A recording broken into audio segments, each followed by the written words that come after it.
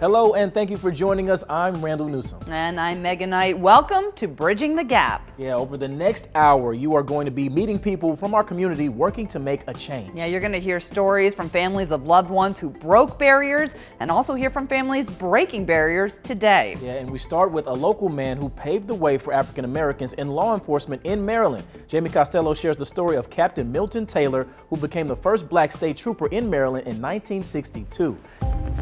If you're going to be the first, you might as well be the best. Like Jackie Robinson, he was the right man for the job at that time. And Milton Taylor from Elkridge was the right man in the right place when he saw a patrol car pass. And I was standing in the building, we were looking out the window, and state police cars were going up. And one of the fellows said, "Hey, Milton, that's a good job for you." He joined the ranks as a trooper in 1957. Promoted to captain while touching every corner of the state and touching the lives of those he didn't even know. Not yet. I remember asking someone, I said, what is that civilian doing driving one of our cars? Lieutenant Colonel Russell quickly learned the story of the first African-American state trooper. I didn't know what the salary was. I signed up. I didn't know what the salary was, but I later found out it was $29,500 a year. Even his own daughter didn't realize her own father's fame until one day she called him to pick her up from Polly because she wasn't feeling well. When my father stepped out of the car and put on his Stetson, all of a sudden I was all by myself, like all of my companions had scattered and disappeared instantly, like they had atomized, they were gone. In 25 years, Captain Taylor never fired his gun, never got rattled, never got upset. Look at this documentary on Captain Taylor. Notice all the awards and the medals in the background. I was sitting like, "Dad, what did you do when you had to serve a warrant and someone ran?" And he says, only one guy crawled out a bathroom window and ran on me. He says, but everybody, I never had a problem. He said that when you treat a man with dignity and respect, you don't have a problem. It's funny how that philosophy goes all the way to Southern Maryland to the first African-American police officer with the town of Pocomoke. I told him, "Hey, Grandpop, I want to be in law enforcement." He said, "If you're going to do the job, you're going to do it right." He said, "You're going to come in contact with people on their worst days." He said, "And I don't care what happens, you treat them with respect." And she decided to follow in her grandpa's footsteps. And oh, the stories. Chasing the bad guy, and I guess, and back in the day, the cop cars they had the bucket seats. So me and my sister used to sit on the front seat and ride around with them. But like Trooper Johnson and Miss Taylor, what the men in their lives did on duty at home is what is loved the most. Still, as a kid, I didn't appreciate all that really meant, and now I'm really aware of how impactful he was. So impactful that when Lieutenant Colonel Russell found out Captain Taylor quietly retired, he organized a big retirement party where stories were flowing, and some of them are still being told today. To generate interest in his legacy and what he meant to all of us. Even to Grandpa Pocomoke, who met Captain Taylor a time or two. When he passed away, they gave him a whole day. They dedicated a day to him because of all the things he did. People loved him. Even those he locked up. There was one guy worked on his car, and he said, "Your grandfather, he locked me up years ago, but he let me work on his car." And I was like, "Really?" He was like, "Yes, he was so nice." He said, "He changed my life." Two men who changed so many lives for the better. And if you're going to be the first, you might as well be the best. This is significant. My father moved the goalposts. They both opened doors, and minorities followed them into these agencies, and I'm part of that legacy. If it had not been for them opening the first door and being courageous and determined, I probably wouldn't be here today. That representation is what I want to be for the next person. I want them to see me and be inspired to one day possibly follow me. We can use qualified, good, dedicated young men and women for the future survival of the safety of our public. Captain Taylor was the first inductee into the Howard County African American Museum. And we also had the privilege of catching up with the family of Burley Roberts. It's a name that you may not know, but before buses and Ubers, people rode streetcars to get around town. There's a mural dedicated to streetcars on a walking trail in Catonsville, right where the rails once ran, and now it includes the image of Burley Roberts, one of the first black men in our state to operate them. On a sunny, brisk morning, three sisters walk hand in hand to see a mural that depicts a man they knew well and loved with all their hearts. I had a hard-working father. Yes. And there was 7 of us. And he would never miss a day of work. No. Because he said he had to make sure he feeds his children and raise his children. Barbara McGee, Sheila Lewis, and Diane Cupid are the 3 surviving children of the late Burley Roberts. He was a very sweet person. Everybody loved Mr. Burley. And always had a smile on his face. He was a man to be celebrated. Yes. They're here to celebrate his 40-plus career in Maryland Transit, which is impressive on its own, and to also honor the historic step that he took 71 years ago. The analogy I use, he was kind of like Jackie Robinson of the streetcar line. He was the first black man that was operated streetcars. Burley Roberts started as a shopman, maintaining and repairing streetcars before he and a few other black men were promoted to operators in 1952. But I remember very vividly him telling me, I'm doing this to make life better for you. Mm-hmm. And he did. And he did.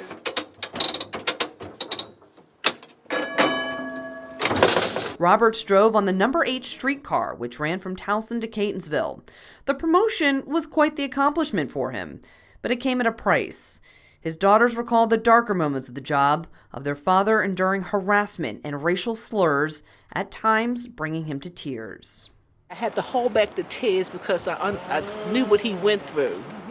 But regardless of what he went through, he kept striving, and he said he's going to make a point. And he did. He did. He did. Roberts would operate number 8 until November 2nd, 1963, the last full day of service for streetcars, which were replaced with buses. Their history is forever enshrined in the Baltimore Streetcar Museum, including the story of Roberts. I want to hang my head in shame for what Mr. Roberts had to go through. I'm so proud of what he did go through because everything that he did made life better for everybody else. David Dittman is on the board of Catonsville's Rails to Trails, which has created and maintained scenic pathways where the streetcar rails once stood.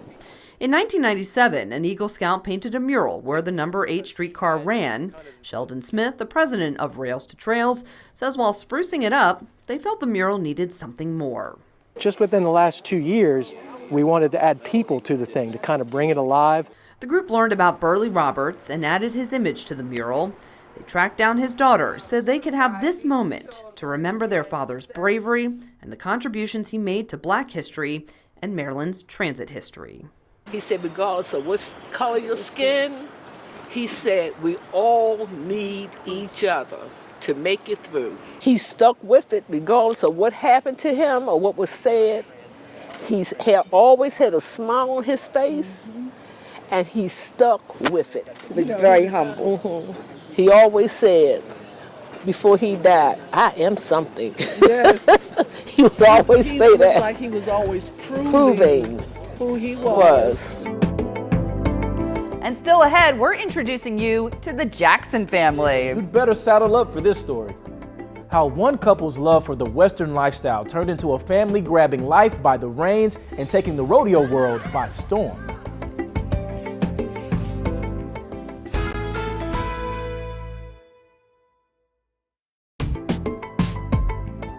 A family in Upper Marlboro is creating a legacy of champions in the world of rodeo. Yeah, their love for cowboy culture runs deep, as you can see, and for them, making history is just a part of everyday life. Forward to those 3 events here. Meet the Jacksons, your typical American family. Nothing out of the ordinary, well, except for one, we're just a family that loves one another and loves the Western lifestyle and way of life, and particularly rodeo. Before they were husband and wife, and then mom and dad, for Corey and Robin, the love for this lifestyle goes back as far as they can remember. Robin's a 4th generation cowgirl. which makes the kids all fifth generation. Robin's forefathers, they were sharecroppers right here in the southern Maryland area, and they were really skilled at training horses and mules to plow. I can't remember a time where we did not have horses. With Robin, the story starts with her father. As a child, he was motivated to have his own farm after the owner of a farm his family worked on told him he couldn't ride trained ponies, only the mules and workhorses. I think that really stuck with my dad, and it really just kind of gave him the fire he needed to just realize his dream of owning his own horses and actually enjoying them. That love helped him pass down a legacy to his daughter, her future family, and the foundation their home sits on today, a passion she finally would understand at the age of 17. Corey, on the other hand, was almost hooked from the start. I've always loved horses, just from being a little kid. My grandfather and I, we would watch westerns on Saturday morning, and that's where that passion, developed. But unlike Robin, Corey didn't have horses when he was growing up. Still, his parents supported his growing passion. Then, some years later, cowgirl meets cowboy at, you guessed it, the rodeo. We just had a great time for a very long time before the kids came, riding every day. They got married, had 5 kids, and settled into life on the farm. These days, everybody's on a pretty normal schedule. The kids handle chores and a school day with mom, but after that, the pace picks up. Different days of the week we'll practice different rodeo events. Nicholas and Dylan, they ride bulls, so we'll buck bulls once a week. And then everybody ropes. The girls, they breakaway rope. They goat tie, barrel race, pole bend. So we get it in during the week. My background is in football.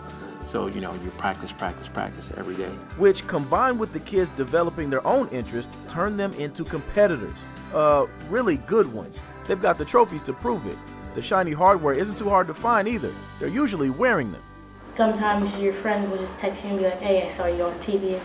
All the kids are state champions in multiple events. Meanwhile, Nicholas has raised the bar just a little bit. Nicholas is a world champion bull rider. So he won the world in 2020, and he backed it up winning the reserve world championship. It's a great feeling because when I first started, it was just something I liked to do for fun, and looking back now, 8 years later, I would have never expected it to go this far. But they don't want anybody thinking this is easy work. You can learn it, anybody can learn it, but it is hard. Whether you're on top or whether you're on the bottom, it's all work. And even mom admits, watching your oldest competing son ride bulls can be a little stressful. I'm very nervous watching him when I'm not at the event. I always want to see that he got off safely and, we'll worry about the score later. What this family represents, though, is bigger than any points they could score. Corey knows that to say you're proud to be black and to be a cowboy or cowgirl is an accomplishment in itself. Growing up wanting to be a cowboy and just not seeing many black cowboys, if any at all. And then, it also goes to, what was in the history books or what was not in the history books when it pertains to black cowboys. So as I got older, my family told me, yes, black cowboys are real. They do exist. Blacks had a very significant role in the settling of the American West. When the kids compete, though, they want them to do just that. Aware, but not thinking too much. There's a confidence that's required to walk into a space when you're obviously different. Just the feeling of knowing that we are contributors, to history. And as the Jackson kids continue to grow up, Corey and Robin believe what they learn in this arena will give them everything they need to grab life by the reins. I like that rodeo teaches them ownership of their own behavior and accountability. I tell the kids, if you can rodeo, you can do anything else. But just like in rodeo, if you hit a bump in the road, we work through it, we persevered. So you have that same tenacity outside of the arena as you do inside of the arena.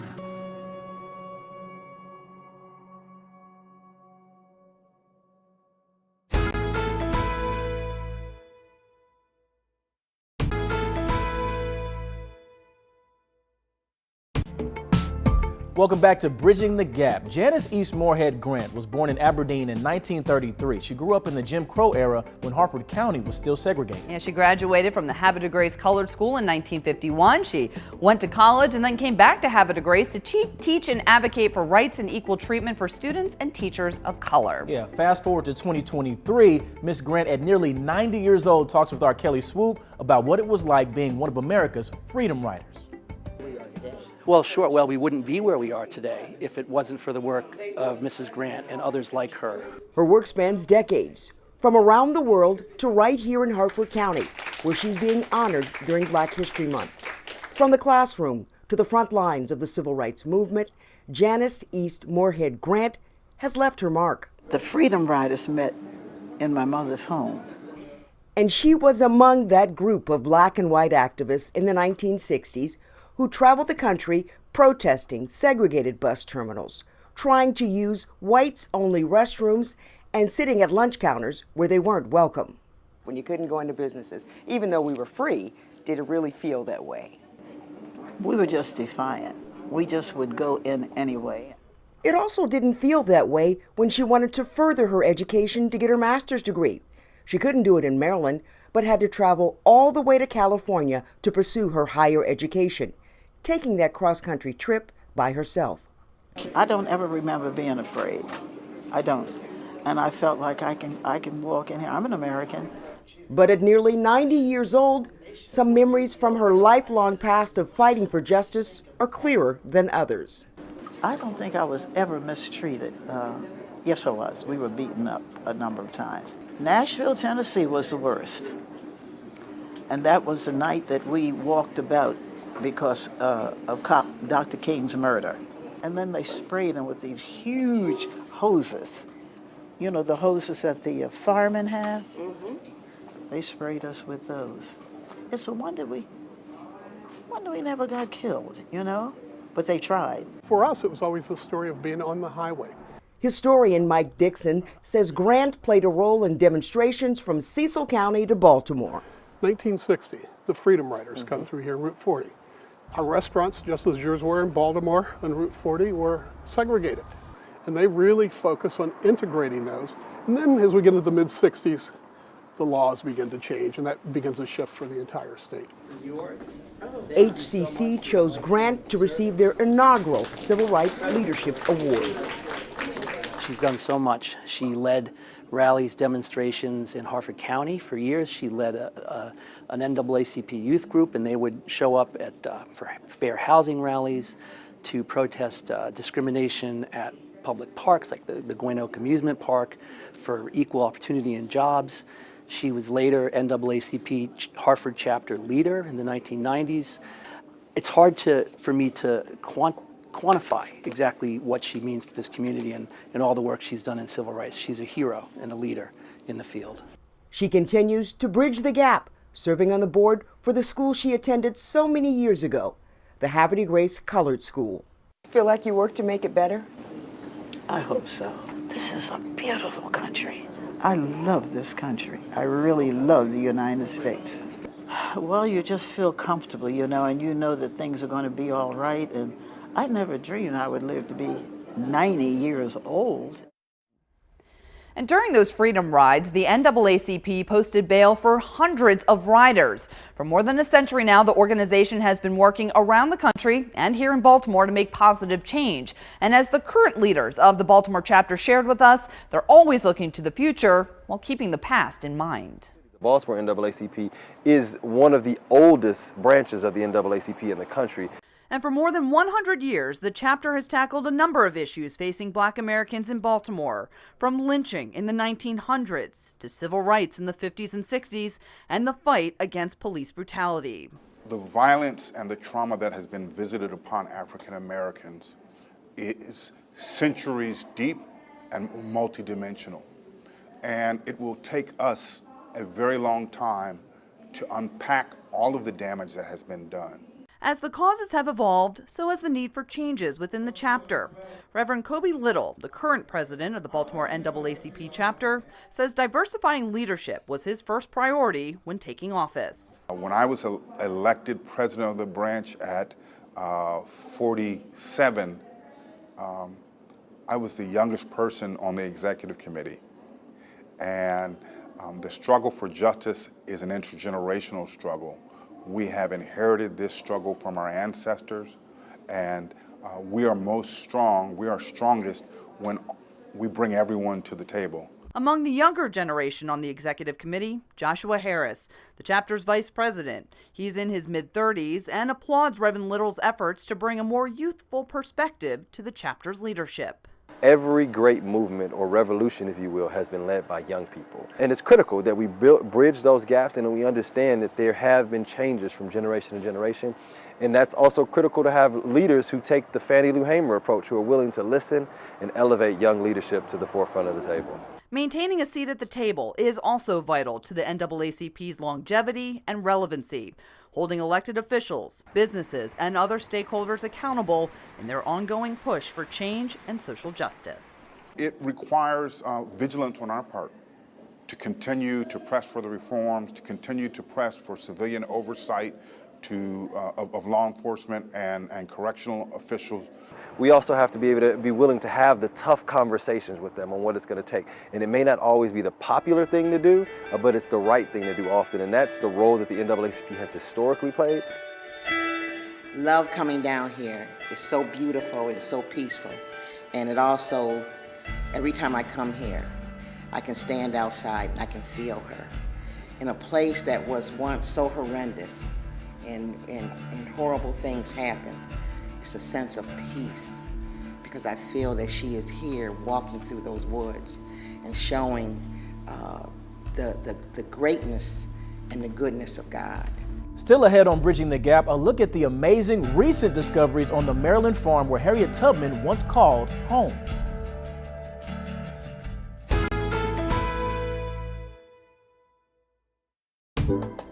Welcome back. Well, it's an amazing discovery at the birthplace of famed abolitionist Harriet Tubman. The Maryland native led slaves to freedom through the Underground Railroad, and hundreds of artifacts were found on the Thompson farm where Tubman was born. Yeah, so they include things like coins, buttons, pieces of pottery. Crews also found a 19th century home believed to be that of an enslaved overseer. The great-great-grandniece of Harriet Tubman spoke about what it feels like to walk on the land where her famous aunt once walked.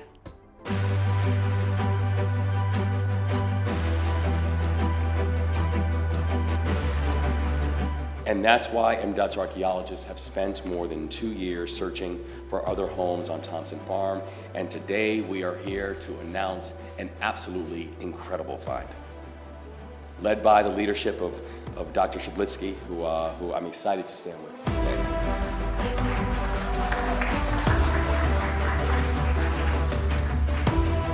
And we dug a little bit more and were able to eventually state that we did find the home site of Ben Ross, the father of Harriet Tubman.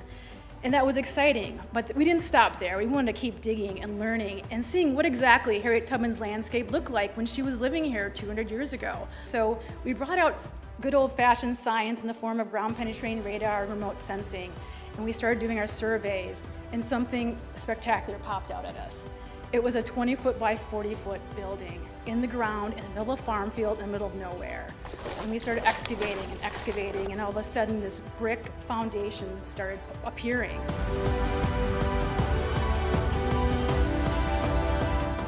This just told me we are at the beginning of a great discovery, a great site, a place where we can learn more about not only Harriet Tubman, but her family and the people that she called community.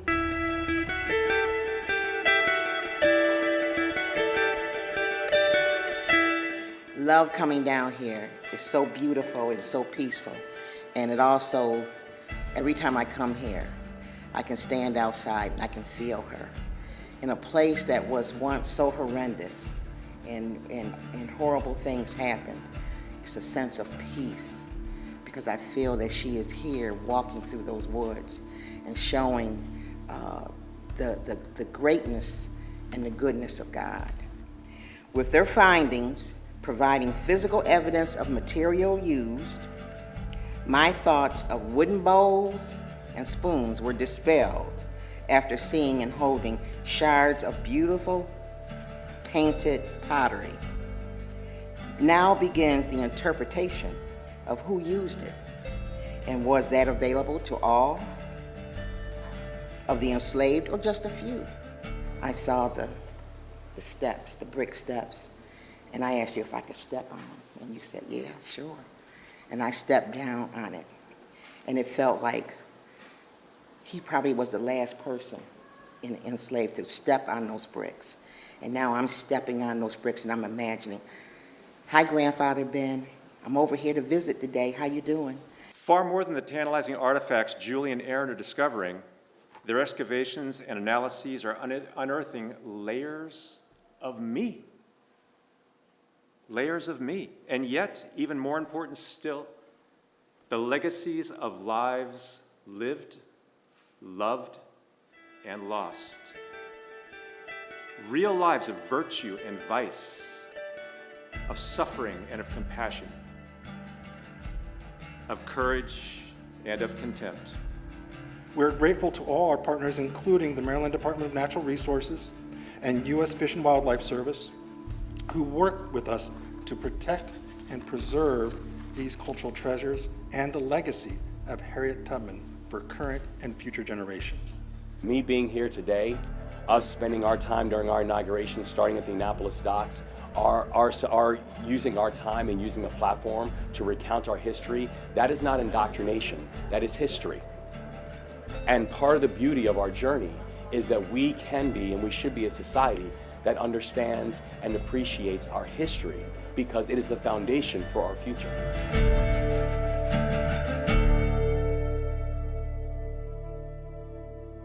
And those artifacts will go on display at the Harriet Tubman Underground Railroad Visitor Center. In 2021, crews found the home site of Harriet Tubman's father, Ben Ross, on the Blackwater National Wildlife Refuge.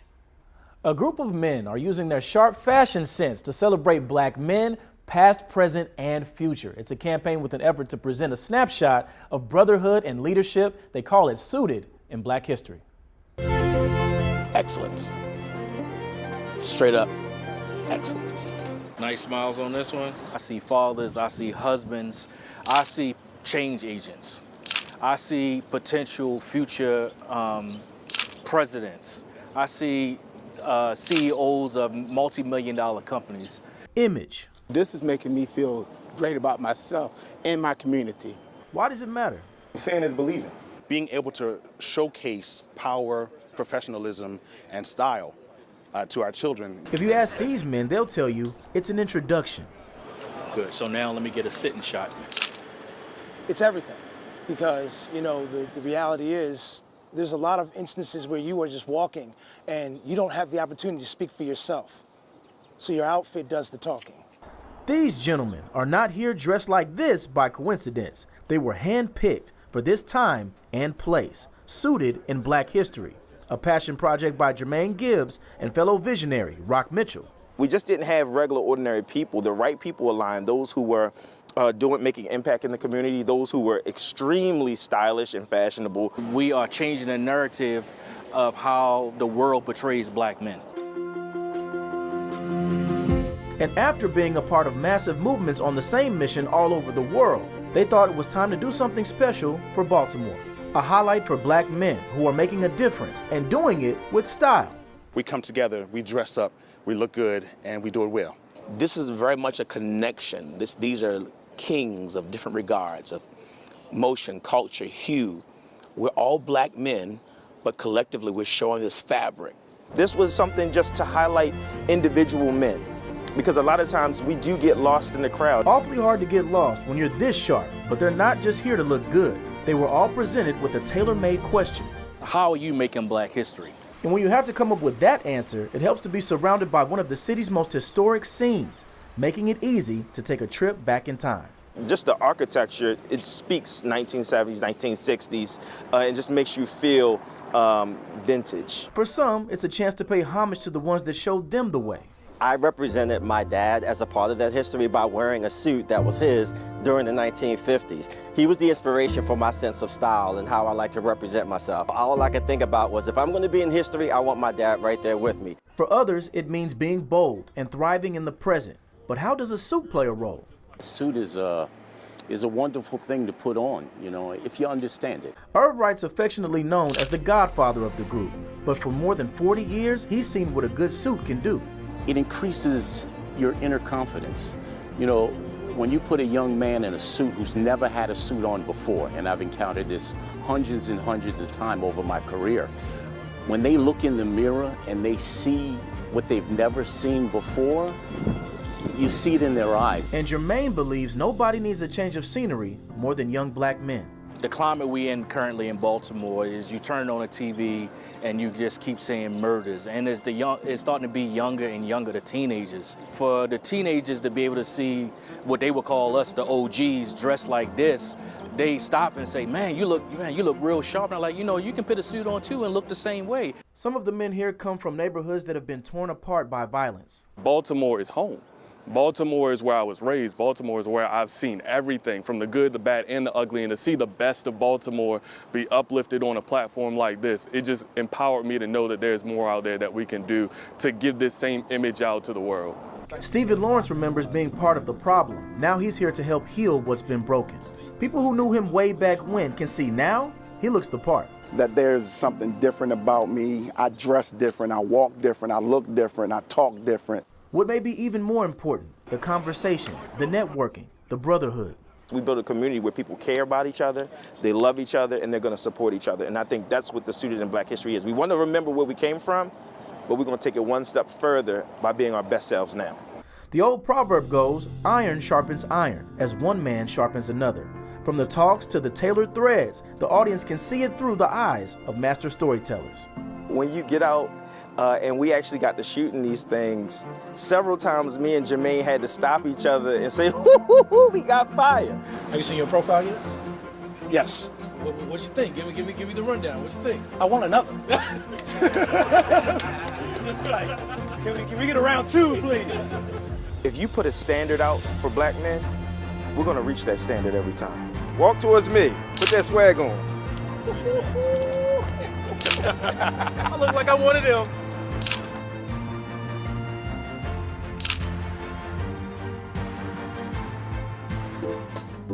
At 15, Edward Lee is already a champion boxer, but his fancy footwork didn't start in the boxing ring.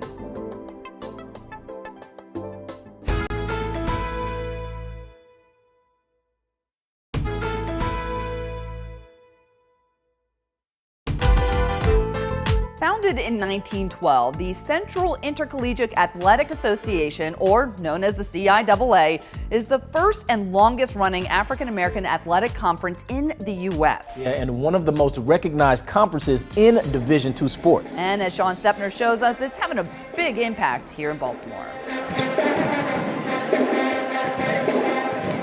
The CIAA. It's more than your average college sports conference.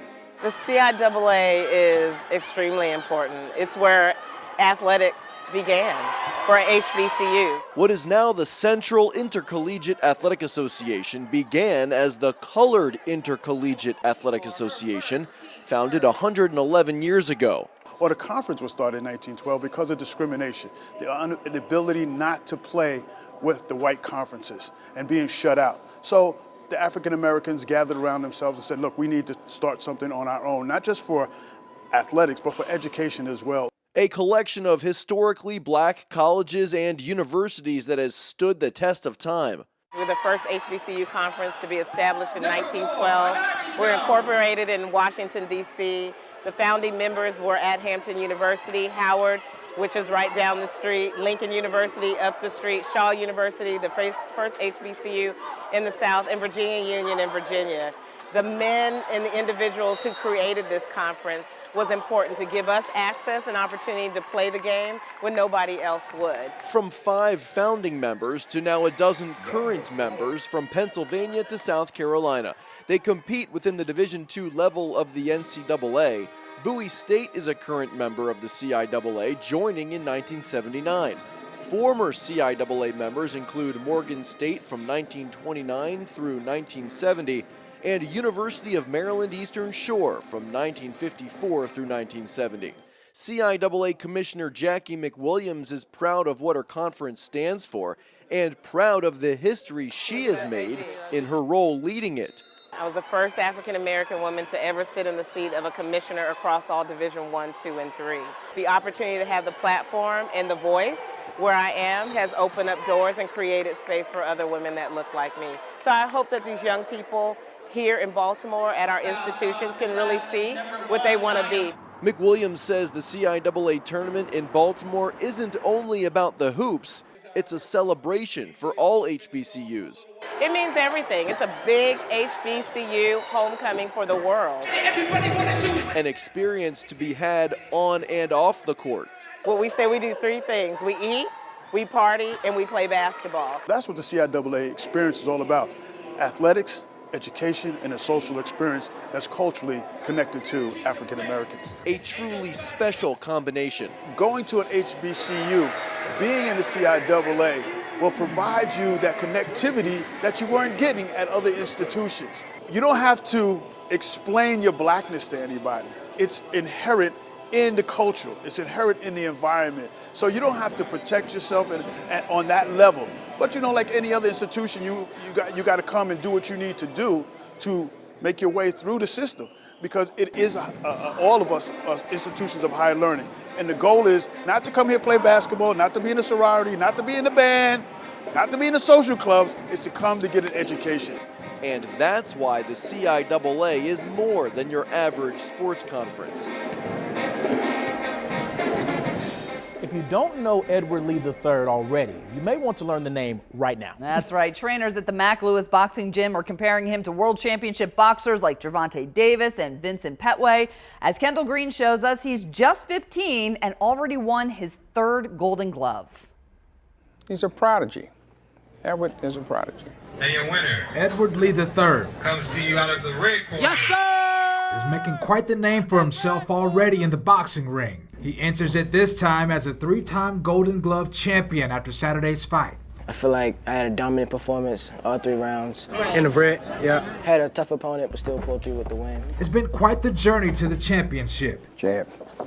Years of training with his coach Warren Bordley Sr., right there, who's been a key influence in his corner since he was 8 years old. He fought a flawless fight. I didn't have a whole lot of instructions for him. Bordley shares the growth Lee's shown over the years has been incredible to watch and coach. You can't imagine the feeling when you show a little guy that, and it grows like a snowball going down the side of a snow-covered hill.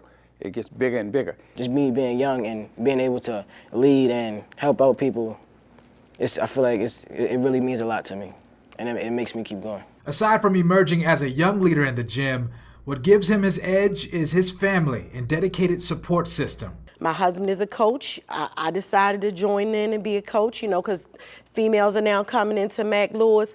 We have to nurture the whole community. And at just 114 pounds, when he's not packing a powerful punch, he's performing a perfect pirouette. He started dancing, whether ballet, hip-hop, modern jazz, at just 2 years old. I feel like the discipline, the footwork, and stamina, and like different types of skills that you need to have in both of the sports helps each other in different ways. The teen plans to go to college, major in dance, and continue fighting as a professional. His family and friends have no doubt he has the right combo of talent and work ethic to take him to the top. Edward is the next man up. That's my prediction. Whatever he want to be, he can be. But in the boxing world, next up from Baltimore would be Edward. He's dreaming big and making those dreams a reality while pulling no punches. Maybe open up a dance studio or another boxing gym for the youth, or either take care of this one and live on the Mac Lewis name.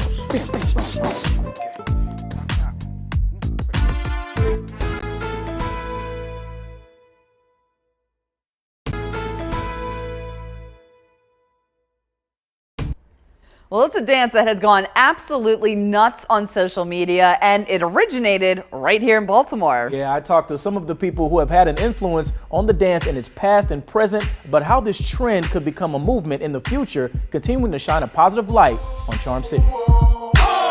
It's the bounce, the groove, the strut that captured the world. What we've done for the city, like just the inspiration that we gave is like, it don't even matter how it is around us. We know what we've done, and that's what brings us together. Everybody always talk about the bad things, Now we got something good to talk about for life. This legendary. Yeah. And never forget. That fancy footwork got its first steps in Baltimore. It's up for debate who started it, but the top-tier shiners made it, well, shine. Way before TikTok, like they knew when us four walked into a party, or they gonna come turn it up. One day we coming out of the party, and then something just said, bro, let's do a TikTok. So we do a TikTok. The first time we do a TikTok, it go viral. That's one thing about us, we always been ourselves. Like. Always. The thing is, even though now it's completely blown up on social media, the man known as the Strut King, Bunky Jr., tells me only some of Baltimore can even remember when the original step was created. So how long does the Park Strut actually go back then? It go back far. Wow. Probably like 20, 30 years. That's the two-step. Now the Bunky Jr. strut is totally different. Now mine, you gonna slide with it. And you spin with it, you back it up, bring it back, drop it down, leg up. And that's the Bunky Jr. strut. Shout out to Bunky, you know what I mean? He do his thing, he got his own strut in the way he do it, but it's a different way how we do it. It'd be even better if we tag each other, you feel me? We can switch up the tags, high five behind the back. Most of what they do, spare of the moment. They freestyle until it feels right in real time, and then it comes together.